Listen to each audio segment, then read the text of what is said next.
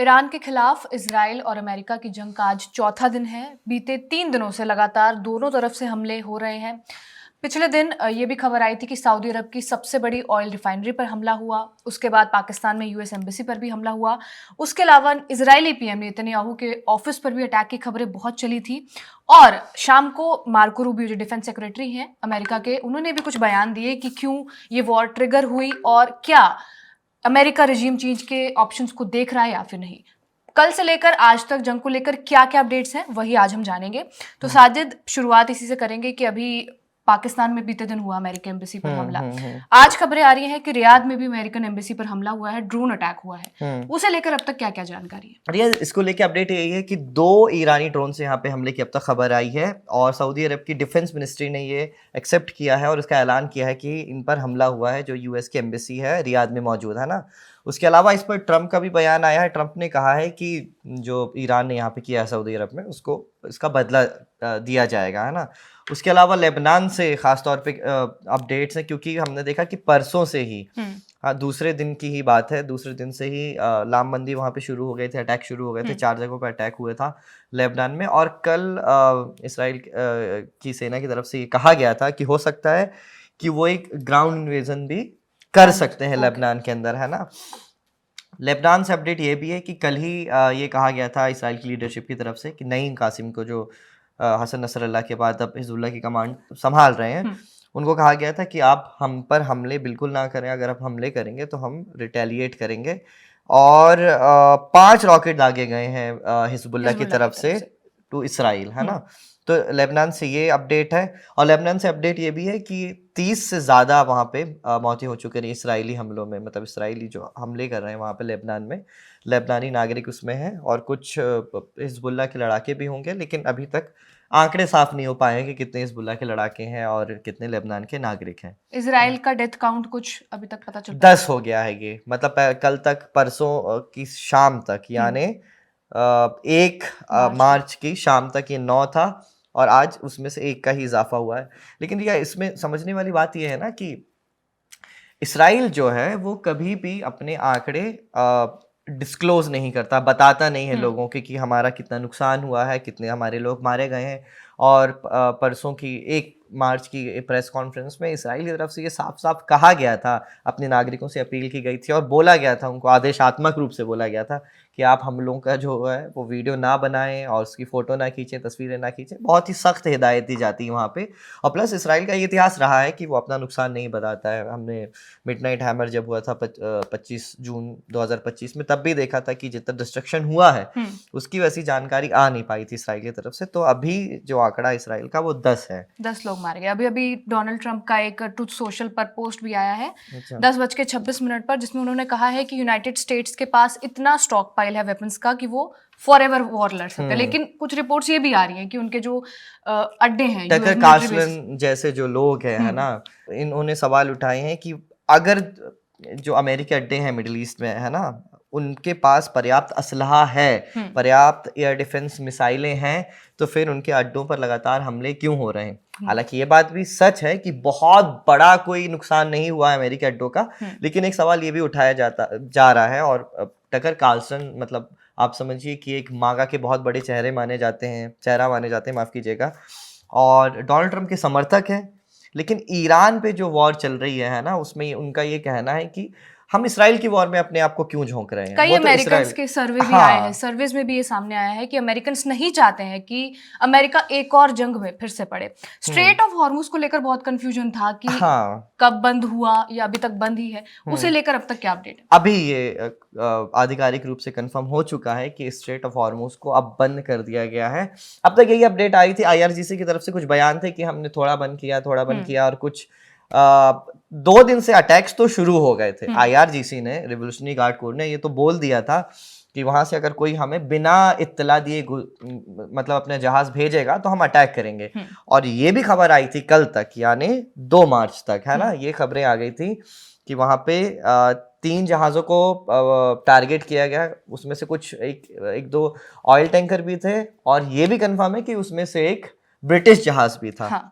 है ना। और कल ही हमने हालांकि अपडेट दे दी थी, लेकिन ब्रिटेन का जिक्र आया तो फिर से ही बता देते कि ब्रिटेन भी अब आधिकारिक रूप से इस जंग में शामिल हो चुका है। हालांकि वही है कि जो ब्रिटेन के प्रधानमंत्री की स्टारमर उन्होंने बोला है कि हम जंग में मतलब सीधे इन्वॉल्व नहीं होंगे, हम हमला नहीं करेंगे, वो अपनी मिलिट्री बेसिस का इस्तेमाल करने दे रहे हैं। लेकिन वही है कि आधिकारिक रूप से तो शामिल हो ही गया है। और साइप्रस में जो उनके कुछ ब्रिटिश अड्डे थे, तो ईरान ने वहां पे भी हमले किए हैं। तो ये एक अपडेट डिफेंसिव था। अटैक के तौर पर ब्रिटेन जो है वो सामने आएगा ही। हाँ। इसके अलावा बीते दिन नहीं, वी आर नॉट श्योर कि वो डिफेंसिव अटैक रहेगा या रहेगा कि नहीं, है ना। अभी तक वैसा नहीं कहा गया है, सिर्फ वो अपने अड्डे इस्तेमाल करने दे रहा। अच्छा, ये ब्रिटेन का ना एक बड़ा इंटरेस्टिंग मामला ये भी है कि अब जून 2025 में भी आपने देखा कि जून 2025 में जो हमला हुआ था, इसमें सबको पता है कि इसराइल और अमेरिका ने मिलकर, है ना, ईरान पर अटैक किया था। लेकिन जो ब्रिटेन है, ब्रिटेन का भी इसमें बहुत बड़ा हाथ था। ये बात अब सामने आ गई है। ये लोगों को क्या होता है, जब अमेरिका और इसराइल हमला करने जाते हैं तो बीच बीच में रिफील्डिंग करना पड़ता है, तो उसके लिए बहुत सारे जो मिलिट्री बेसिस है अलग अलग वहाँ पे रुकना पड़ता है। तो ये रिपोर्ट्स में ये बात सामने आई है कि ब्रिटेन ने अपने मिलिट्री बेसिस का इस्तेमाल उस वक्त भी करने दिया था, लेकिन ये एक्सेप्ट कभी नहीं किया और बोला भी नहीं। अब किर स्टारमर ने बोल दिया कि हम आधिकारिक रूप से शामिल हो गए हैं। बीते दिन डिफेंस सेक्रेटरी मार्को रूबियो और डिपार्टमेंट ऑफ वॉर के जो हेड है पीट हेगसेथ, उनके भी बयान आए हैं। हाँ, इन सब बयानों में बड़ा कंफ्यूजन एरिया, मतलब ट्रम्प के बयान आप देखिए, हेगसेथ के बयान देखिए आप, या मार्को रूबियो के, मतलब अलग अलग कंफ्यूजन नजर आएगा। जैसे डोनाल्ड ट्रम्प शुरुआत से ये कह रहे थे कि मतलब शुरू से हम टाइमलाइन के हिसाब से चलते हैं ना। ट्रम्प ने ये क्लेम किया कि ईरान बम बनाना चाहता था, वो हमसे कोई समझौता नहीं करना चाह रहा था, यूरेनियम के इनरिचमेंट पर भी वो राजी नहीं हो रहा था, ठीक है, इस तरह की बात बोली उन्होंने। फिर उसके बाद ये खबर आई कि ईरान तैयार हो गया था, जीरो एनरिचमेंट पर भी तैयार हो गया था, लेकिन फिर भी ट्रम्प ने हमला किया, है ना। मार्को रूबियो की आपने बात की, मार्को रूबियो की तरफ से ये कहा गया था कि इसराइल उनको आके, अमेरिका को आके ये बोला कि अगर आप हमारा साथ नहीं देंगे तो हम अकेले ही हमला करने जा रहे हैं। तो इससे पैनिक क्रिएट हुआ, है ना। तो फिर ट्रम्प ने बोला कि ये अकेले हमला ही करेंगे। तो एक अमेरिका की एक पॉलिसी रही है, मतलब एक कोई घोषित पॉलिसी नहीं है, लेकिन आप देखेंगे कि वो हमेशा से इसराइल के इंटरेस्ट का समर्थन करते आए हैं, हमेशा से। तो फिर वो एक पैनिक क्रिएट हुआ वहाँ की लीडरशिप में, और फिर ट्रम्प को भी, अमेरिका को भी इस हमले में साथ में उतरना पड़ा। तो एक ये आया है बयान अमेज़न के डेटा सेंटर्स को लेकर। अमेज़न के डेटा सेंटर से पहले एक बयान, और ये भी हमें जान लेना ज़रूरी है कि पेंटागन के एक अधिकारी ने गालिबन रॉयटर्स को बताया है ये बात कि ईरान हमला नहीं करने वाला था। ईरान को, अमेरिका को ईरान से कोई खतरा नहीं था, फिर भी ये हमला किया गया। और इसके पहले भी इस तरह की जो लीक रिपोर्ट्स है ना, वो लीक करवाई गई थी पेंटागन की तरफ से कि कोई खतरा नहीं था अमेरिका को ईरान से। खतरा इसराइल को हो सकता है ना, ये इसराइल की जंग थी, लेकिन अमेरिका का इस जंग में कोई फायदा है नहीं, कोई बड़ा फायदा। और यही वहाँ के सर्वेस भी कह रहे हैं ना, रिया, हमने सर्वेस की भी बात भी की, और वहाँ के जो ऑपोजिशन पार्टीज भी, उनका भी यही मानना है कि एक के बाद एक वॉर जो है अमेरिका के लिए कुछ फायदे की बात नहीं रहेगी। अमेज़न के डेटा सेंटर्स को लेकर बहुत बड़ी खबर आ रही है। हाँ, यूएई में जो अमेज़न का डेटा सेंटर है उस पर हमला हुआ है, और उसका काम अभी फौरी तौर पर, मतलब पूरी तरीके से तो नहीं रुका है, लेकिन कुछ काम उसका प्रभावित हुआ है।